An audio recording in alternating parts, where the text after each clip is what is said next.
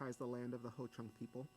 Please take a moment to celebrate and honor this ancestral Ho-Chunk land and the sacred lands of all Indigenous peoples.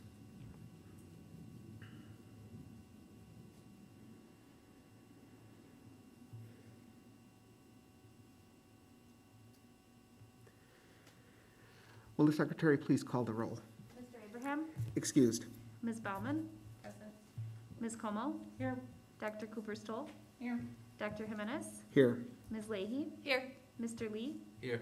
Mr. Korberg? Here. Mr. Spivey? Excused. Quorum of the Board of Education is present, so the regularly scheduled meeting of October 4th is called to order. We will now have the Pledge of Allegiance. Please stand and face the American flag.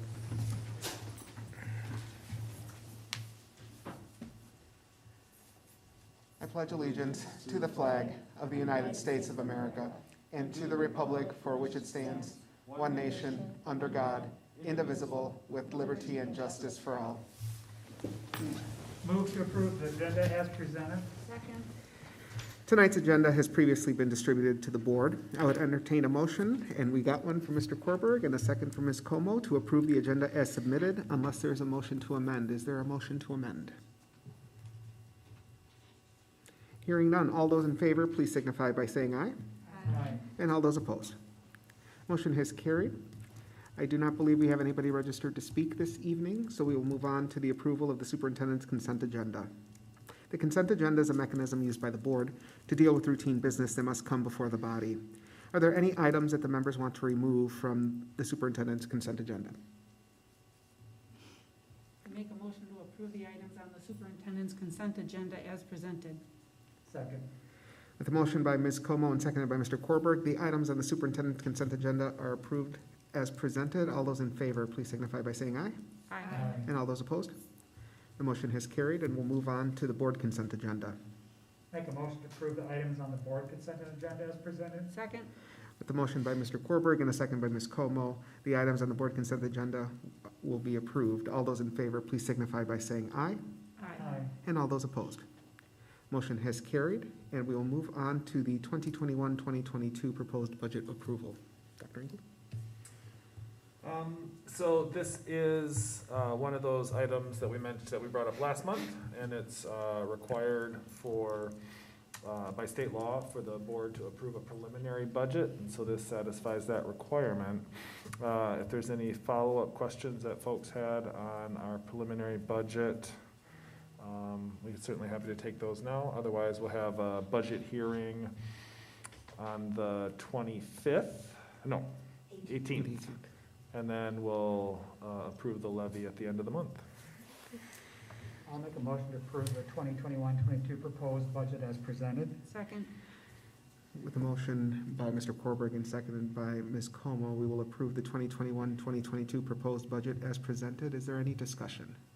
I do have a question on the proposed tax levy where it's increasing 7.93%. I was thinking it wasn't going to be very high. Can you just kind of explain why it seems higher than I think our levy is going to be lower than last year?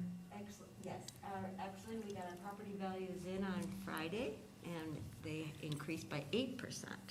So when you see the levy increasing by 7 point whatever percent it is, it's offset by that increase in property value, which keeps our mill rate steady. Okay. So the total dollar amount increases, but the mill rate will stay about the same. It's actually gonna go down a penny, so, it's a uniqueness of the finances as we look at value versus total amount. Well, yeah, because if you look at it, it looks like it's going up almost 8%. I mean, and it really isn't. And that has to do with some of that debt that We're writing we out. are preparing for the future and refinancing. Other questions? The only other question I had, when we talked about the community service fund, you said there were some funds in there that were not used last year because of COVID. Could you give me a little bit more as to which funds weren't used? And Sure, there was balance of dollars, let's see.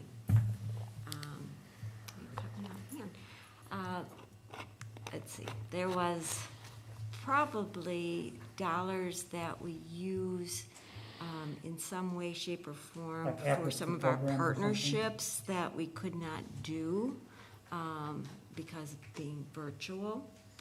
So that was part of it. I'm trying to think of what else we didn't use.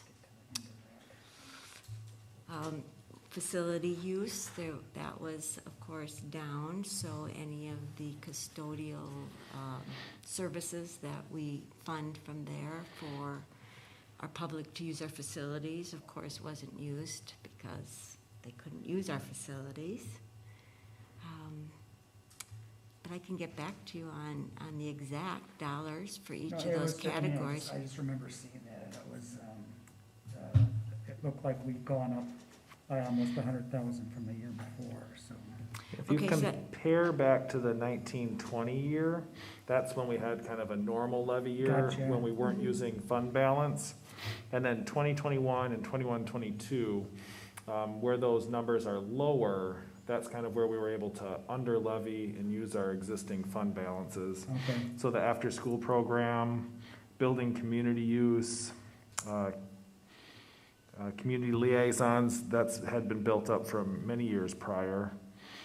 And then the school resource officers was a change that we had instituted this year, and the early childhood community partnerships was a change that we had instituted this year. So it was really the first three line items where there had been built up fund balances. And if you're looking at the publication, remember that there are the food pantry dollars in that total amount.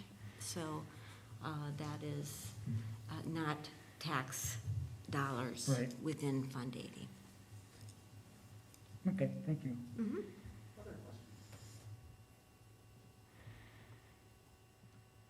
All right, we're moving to approve the 2021-2022 proposed budget as presented. All those in favor, please signify by saying aye. Aye. All those opposed?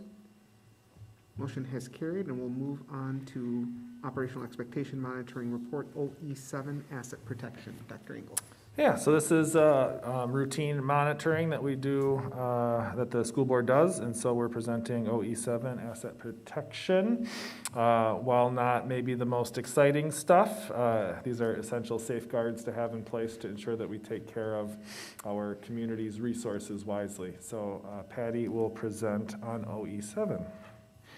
OE7 has to do a lot with the insurances that we have in place, and so as we went through the evidence, we see a lot of attachments for our property insurance, our auto policy, our professional liability insurance, our public entity liability insurance, and our workers' compensation coverage, along with our violent acts liability coverage. Those are some of the main insurances that we are required to carry. We also have our crime insurance and the coverages. And then we get into on OE 7.3, we have indicator 2 is the unprotected loss of district data. So there's a whole bunch of losses of fixed assets, physical records, loss of district intellectual property, and the loss of district data again. And those are all signified that there was no loss during the 2021 year, so we just have a statement to say that that is the case for that year. Then we have our cyber enhancement endorsement, which is extremely important these days. Then with 7.5, it goes on to the improper use of district facilities and or fixed assets, which we attached a statement because there were no reports. Then we also have our logs attached for our maintenance requests and completion reports, our snow and ice removal log, and our incident investigation log, and our corrective actions. Then we also have on indicator 4, the capital maintenance and improvement plan document, which Mr. Levina always presents to you as part of the budget process. So this was for the prior year, 2021. Then we go on to 7.6, and we go into the legal counsel that we used properly. So we have a statement that there was no evidence of improper use of legal counsel. And then the evidence for, lawsuits, there was also just a statement for that. Then if we go down to 7.7, and we are looking at indicator 1, there were no known incidents where the district's funds were not covered through insurance or collateral. And so we attached the notes to the basic financial statement from the period ending June 30th, 2020, because of course we do not have that for period ending June 30th, 2021 yet. You will see that when we have the auditors come and speak to you in January. Then we also have our deposit designations, which you all approved back in the prior year. Let's see. Yes, so that was July 20th, 2020, and that's an annual process that comes to the board. And then let's see.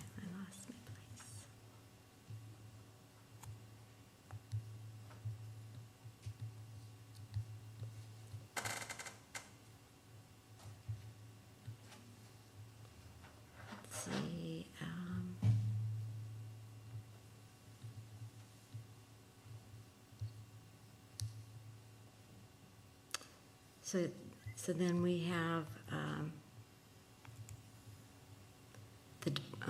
we went through the depository designations, and then we have the real estate purchased, encumbered, or disposed of without the board approval. So the last time we had something come to the board was when we purchased the building for the polytechnics. So that was prior to the 2021 school year. So in this last year, we did not have anything.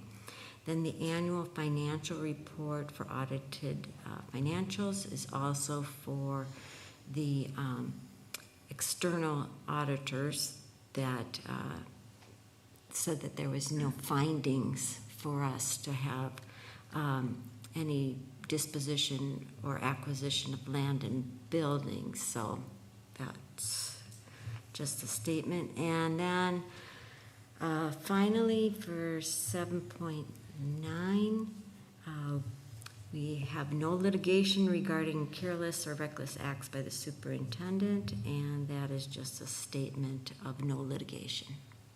Did I skip anything, or do you have any questions? Any questions?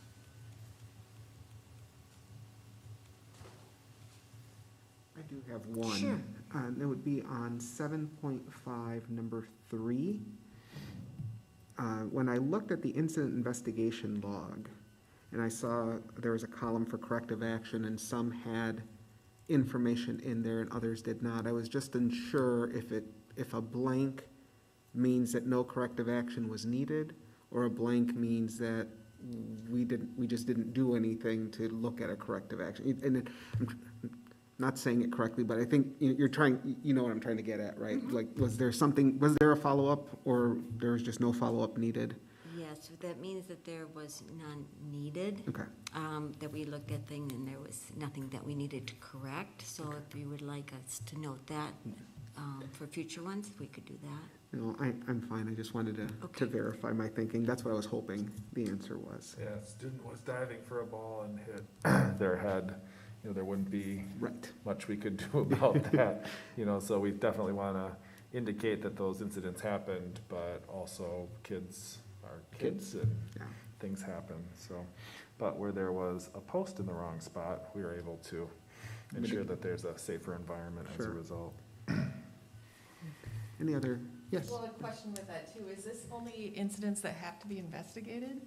Because it didn't seem like there's a lot for all Well, the this is school- last school year, so remember, Okay. we weren't in session Okay, for most of it. for so- quite a few months, so it can be longer. Okay, Yeah.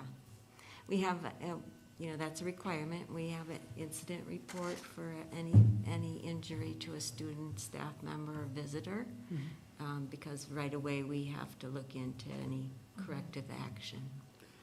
So to Ms. Leahy's question, I'm assuming this is a much truncated version compared to a pre-COVID year. Yes, Okay. yes. Yes. Any other questions or comments? All right, so just a quick question for the board. Do we feel comfortable with the compliance listed as it was presented? Any concerns there at all? It doesn't sound like it. Okay, so thank you very much. Thank you, Ms. Sprang. We'll move to Results Monitoring Report R3, Involved Citizenship, and turn it over to Dr. Engel. Yeah, we're bringing forward R3. We've been looking at pieces of it for the entire year, and so now we're bringing it all together at once. And Dr. Lahucky is here to kind of give a brief overview. We've seen each of these pieces, we've approved each of these pieces, but we want to provide a final opportunity to review it in its whole, to identify anything that we need to address, and hopefully seek approval. I did catch the word brief in your description. So we have taken an ambitious approach to the results policy in the school district of La Crosse, one that provides the opportunity for students in organizational growth. The ideal of the results policy is to both report on the progress of student outcomes related to the results policies and also to be directly aligned to the district's strategic plan of equity. In some instances, it is shining a light on existing data in a way that generates action and renewed focus. In other instances, it's the creation of new systems altogether. For example, our secondary standards-based learning is a very important initiative. It will continue to take time, energy, and focus.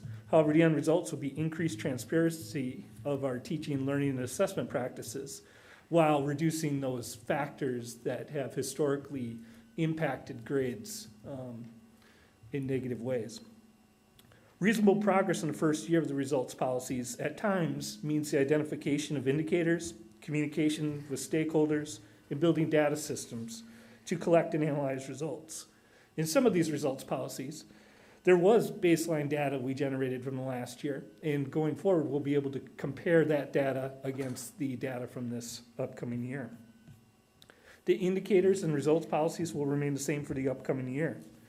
As they're presented, there will also be potentially some new indicators for each of the results policies to be considered as more collaboration happens with stakeholders. For example, in this last week, I met with Social Responsibility Speaks, and they connected me with Dr. Locus from Winona. And there are just a lot of different ways to look at these results policies that we can bring forward to really make that connection of what we're trying to measure and change our outcomes for our students. As Dr. Engel said, this was, the greatest hits of Results Policy 3.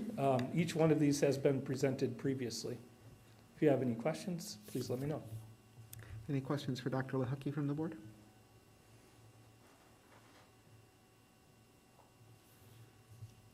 I'm not hearing any, so I think we're good. Thank you very much, Dr. Lahucky. And again, just a quick check on, do we feel comfortable with the reasonable progress made on the results? Any concerns with the way they have been presented? I'm not hearing any, so we will go ahead and move on then to our next information item on the Wisdom Sharing Conference Report. Myself, Dr. Cooper Stoll, and Dr. Engel attended the Wisdom Sharing, and Dr. Cooper-Stoll or Dr. Engel, anything you want to share before I do? No, go ahead. Okay.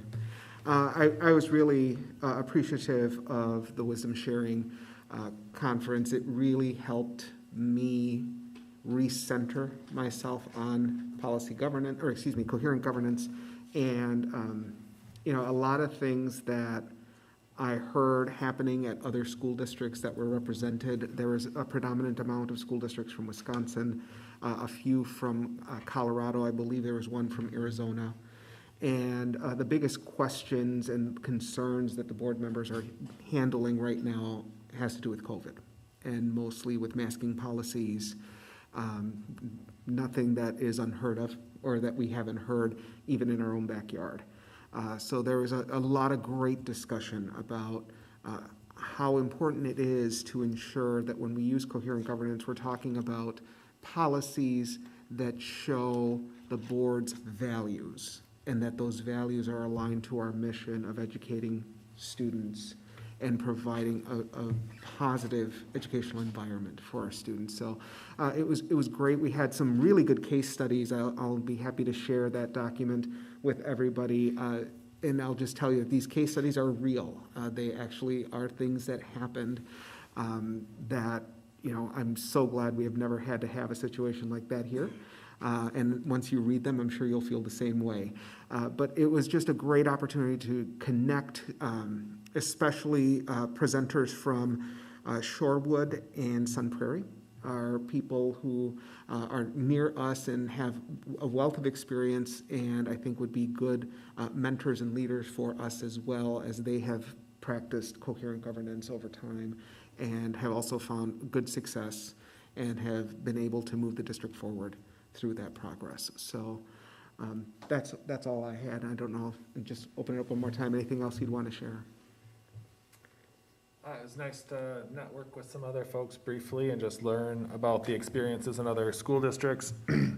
I know as I look around the state and see what's going on in other school board meetings, and as I watched SNL on Saturday and their parody of school board meetings, there's lots of factors why our school board meetings are like this, but one of them is certainly coherent governance. And what was also striking to me was that just because we use coherent governance doesn't mean it has to be like this either, because some of the things that were going on in other school districts that use coherent governance, it was still pretty wild, to think of, the dysfunction or the challenges that they have. And so it just reinforces to me the commitment to the model is what keeps it working. And where it seems to have broken down is when board members don't value some of the benefits that it brings. And so just thankful continually to be in a school district that uses coherent governance. And while I know it can be frustrating at times or hard to understand why we do some of the elements of it, and it makes me a little nervous sometimes because I know a lot of the responsibility falls on my shoulders. At the end of the day, I think it has led to a very stable environment for our school district for many, many years. And so just kind of good to reaffirm that for me. I would just say that the 2 times I've been to Wisdom Sharing, I think the most important benefit is just hearing from other school boards and kind of how they do it. And I think that the most important takeaway from Wisdom Sharing this year was what I see as the missing link in this monitoring process, which is when we reevaluate the metrics, which I'm sure Dr. Jimenez will talk more about in the future. Absolutely. Thank you very much. I think we will move on to our announcements then. I will turn it over to Ms. Baumann. Yeah, not a doctor yet. I don't have many today. I'll just mention that the executive director, David Stoeffler, had his going away party last week. The application deadline has passed for that position. I think it was October 1st, and it was extended from an August date, or maybe a September date. But right now, the Gold Star grants, the first round of applications are due October 25th, and that's about it. Wonderful. Thank you. The only announcement I have is that we do have the WASB Legislative Conference happening in Stevens Point on November 6th. So if that is something that you are interested in attending, please let me and Laura know so that we can make sure that we can get you there. I Yep. heard it may turn virtual. They're still discussing it because they were gonna have the third meeting for the policy and, the policies meeting, at the same weekend, and they're thinking they may have to go virtual, but I should know by Saturday Perfect. when we have our second meeting for policies. Sounds good. They also mentioned, I know I got information on you going to the regional one, Mhm. and you have to have your vaccination card or a statement that you've been tested and don't have COVID to be able to attend in person. Otherwise, there's a virtual option. Okay. Good to know. Thank you very So much don't for sharing forget your that. card, if you're going, don't forget your cards. Yeah. I'll back off what Brad said. That's for if you're planning on attending the Attending dinner the part. dinner If you're part, yeah. attending just the meeting, you do not have to provide that. Yeah, you're right, I'm sorry. And it's masks. Yes. Definitely masks. Thank you very much. Superintendent Engel. Facilities planning update, we're in the final stages of getting our survey out to the public. It should hit mailboxes in mid-October here, and the window will be open for about a month. And then we will gather up that information, and the school perceptions will have a report back to the board on what the findings of that are. So that is exciting. COVID is still here. Things have kind of plateaued in terms of case rates in the community, but at a higher level than we would prefer. We've had kind of a consistent number of cases in school at about 20, 21, 22 over the last 3 weeks, but due to kind of increased rigor around our mitigation strategies, we've been able to cut our exclusions down in half. So about half as many kids have had to quarantine as kind of initially was the case. So we've gotten much tighter about that process. We continue to offer free testing in schools by our health assistants, and then drive-up testing before and after school for any family member or student that wants to get that. So those have been relatively well used by families. And then always considering the next things, you know, can we, our goal is to keep as many students in school as much as possible. And so could we use negative tests, like a daily negative antigen test, to show that kids would be safe to be in school? We know that that adds risk and that other parents may be nervous about that, so we're still weighing some of those things. But that's something that we're considering because we want to keep kids in school as much as possible. And then as we see vaccination become available for 5 to 11-year-olds, once the FDA fully approves that, then we will be helping generate clinics for elementary age students to get vaccinated, obviously with the consent of their parents. So already have that planning in the works and want to make sure that as soon as those age groups are eligible, we're ready with resources to help make it as easy as possible for parents to get their children vaccinated. So that's in the works as well. And then the most important thing is this week, October 3rd through 9th, is School Board Appreciation Week.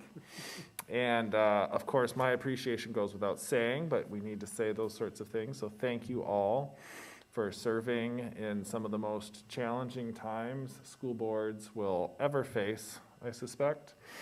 And your support of kids and public schools is really a testament to your character. And I'm so thankful to have all of you here with us. We will continue to find ways to celebrate you all week. Thank you very much for that. I'd rather focus on the students and make sure that we do what we can to support them. But the appreciation is noted. I know the wisdom sharing participants also talked about being a difficult time, and especially with school board members resigning due to the political atmosphere out there.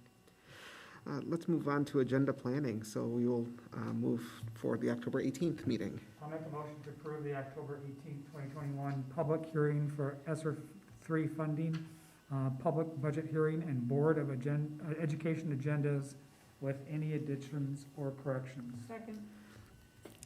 Moved by Mr. Korberg and seconded by Ms. Como to approve the October 18th, 2021 public hearing for ESSER 3 funds, public budget hearing, and Board of Education agendas with any additions or corrections.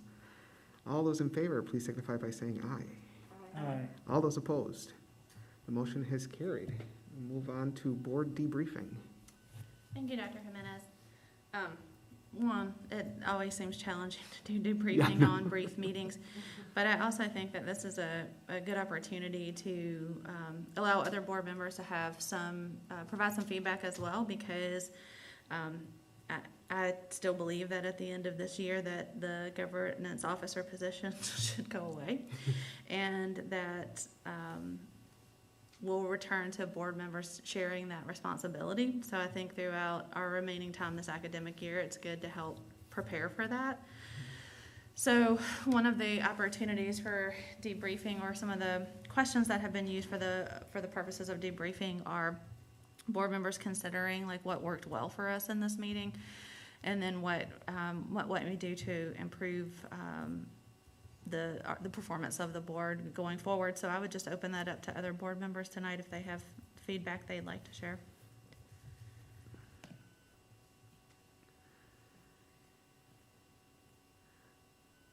I think what I appreciated is always the conversation, even though we did not have a lot on the OEs or the R3 this time around. I do appreciate the insight that the board brings to those discussions. It only helps us get better.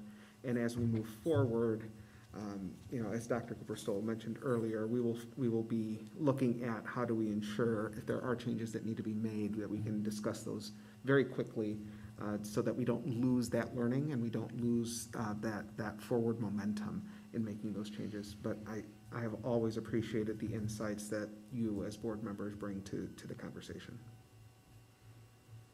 I just like the overall format change from years ago to now, where we actually discuss things the week before, or the meeting before, and we're able to ask questions and get involved more in a sense, and then vote on it the next time. So that before it just felt kind of mechanical in some cases, and now it's, I don't want to say forced, but it's a chance for discussion, and I appreciate that.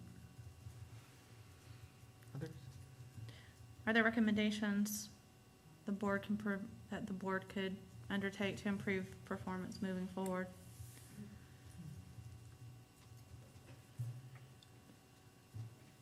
I think it's tough, like you said, Dr. Cooper-Stoll, in a short meeting where there's not a lot of conversation. But I think it's a good question for us to keep in mind as we proceed forward. I also, during wisdom sharing, one of the questions is how much time do we actually spend on talking about students, right? And I think that's another good question for us to keep in mind as we proceed forward. So that may be a positive thing to consider, is how much time do we actually spend on students during our meetings.